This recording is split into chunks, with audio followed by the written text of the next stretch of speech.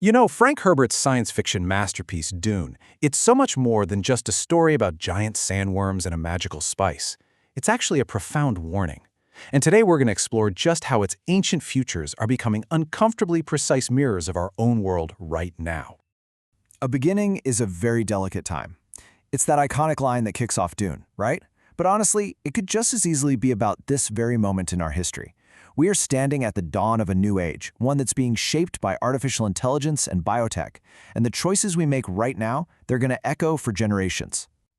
And that right there brings us to the big question for today. Are we, right now, living in the prologue to Dune's history? Are we sort of sleepwalking into a future that's going to be defined by a catastrophic wake-up call that we just haven't had yet? To really get what Herbert was warning us about, you gotta understand where he was coming from. See, Dune wasn't just some adventure story he cooked up. It was a full-blown philosophical argument. As it turns out, Frank Herbert wrote Dune as a direct philosophical clapback to the work of another titan of the genre, Isaac Asimov and his legendary Foundation series. And this sets up this huge debate about humanity's future. On one side, you've got Asimov, who believed our salvation lies in systems. He dreamed up a mathematical science called psychohistory that could literally predict and guide humanity's path. But Herbert, he saw that as a trap. He argued that the real way forward was to cultivate human consciousness and our own innate potential. Okay, so the real kicker here is the difference in how they each saw the future. Psychohistory is pure math, right? It predicts what huge groups will do. It's like being able to predict the tide perfectly, but completely missing the one rogue wave that's about to change everything.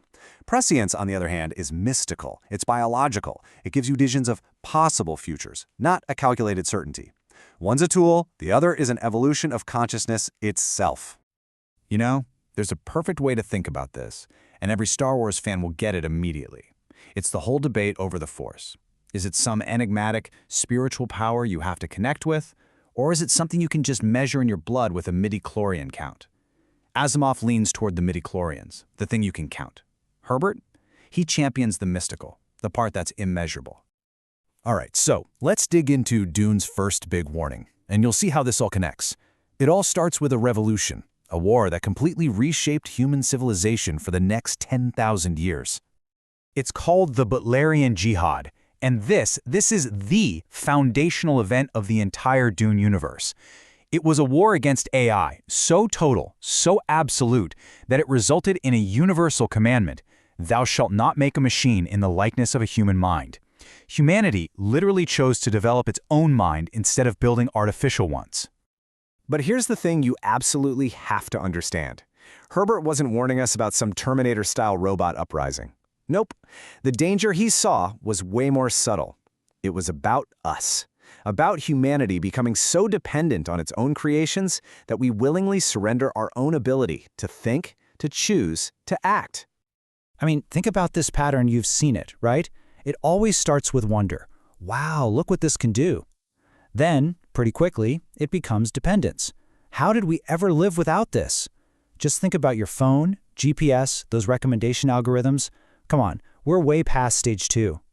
The argument is that we're now creeping into displacement and unease, asking ourselves, hey, what's my role now?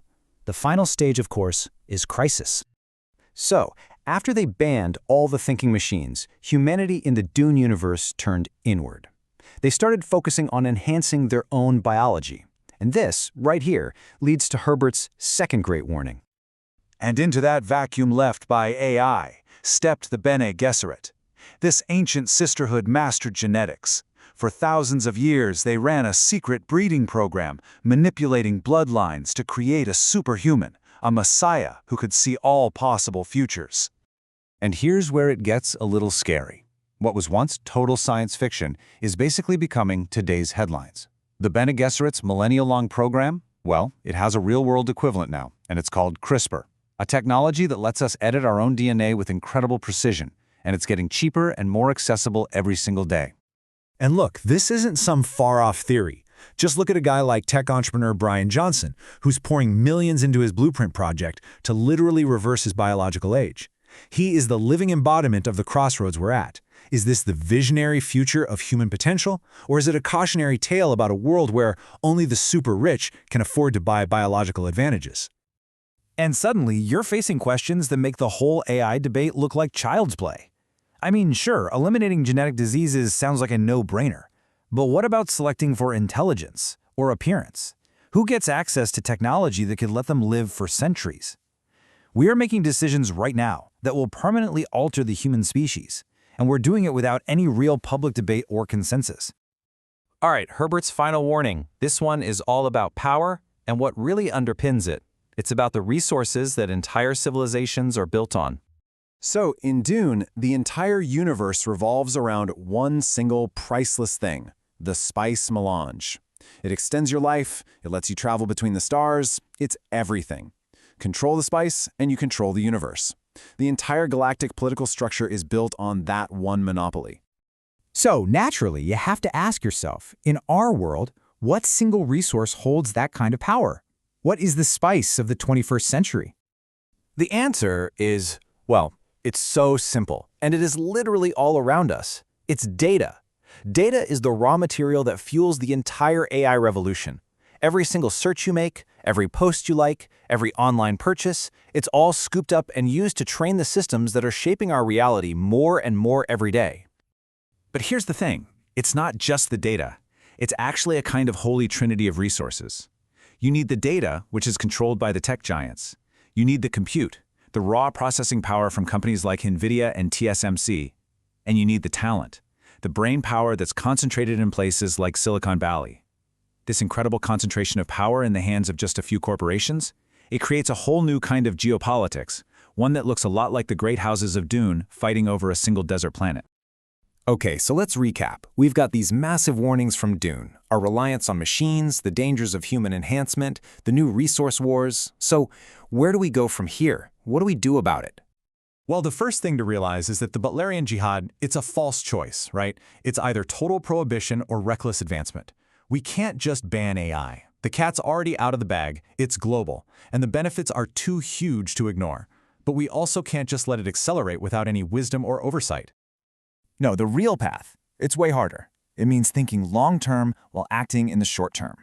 We need strong ethical frameworks that are built before these things are deployed, not after something goes wrong. We need meaningful regulation, we need the public to actually have a say in this, and we need to reinvest in the very human skills like critical thinking and ethical judgment that machines simply can't replicate.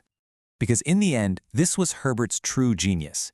He showed us that the real battleground isn't about technology. It's about what it means to be human.